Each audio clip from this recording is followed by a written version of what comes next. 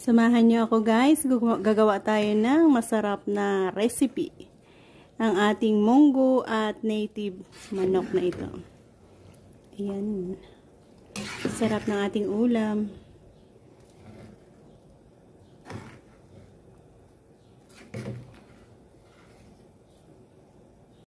Ipakita ko sa inyo ang simplihang sangkap na aking gagamitin para sa recipe na aking gusto na namang ibahagi sa inyo.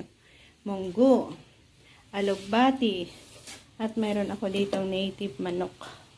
Yan. So, alugbati, munggo at native na manok. Munggo at native na manok, sabay nating pakuluan. Hugasan ng maigi at pakuluan.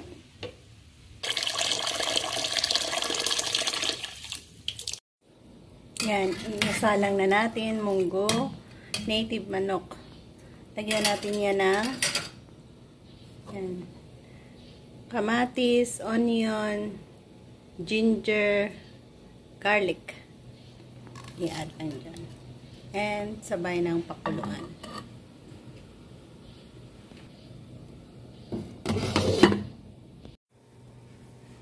Yan, silipin natin.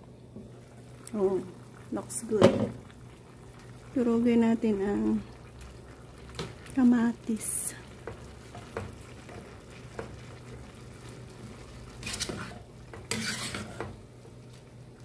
Ganda. Dagdagan natin ng tubig. Hindi pa kasi okay. At hindi pa malambot ang manok natin. More water.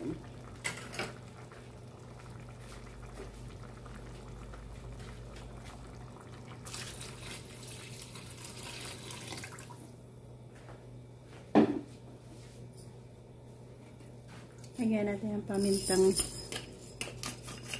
black.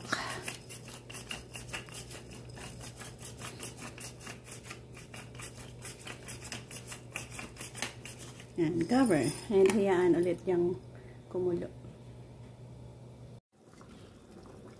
Ayan, malambot na. Pwede na natin i-add ang gulay natin na alugbati.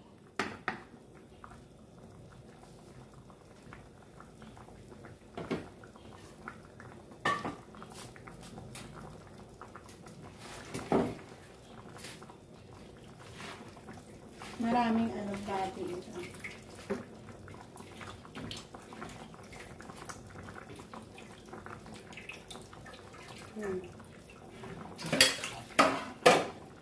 So, i-add natin dyan ang maraming alugbati na ito.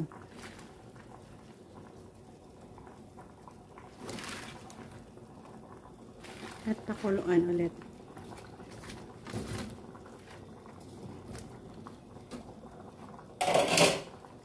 Ito ba ay nag-uulam din ng nitong klaseng mga sangkap? Ayan. Sana masubukan nyo ang ating pamamaraan na ito.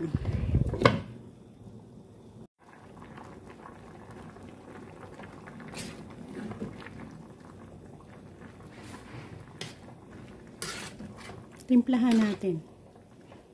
Lagyan natin ng asin at konting magic sarap. Meron tayong 1 sachet na magic sarap. Kanti lang ilagay natin. Yan, kalahati. Plus asin. Sarap na yan guys. Sarap ng ating ulam. Hayaan pa natin kumulo dyan hanggang sa maluto ang ating alugbati.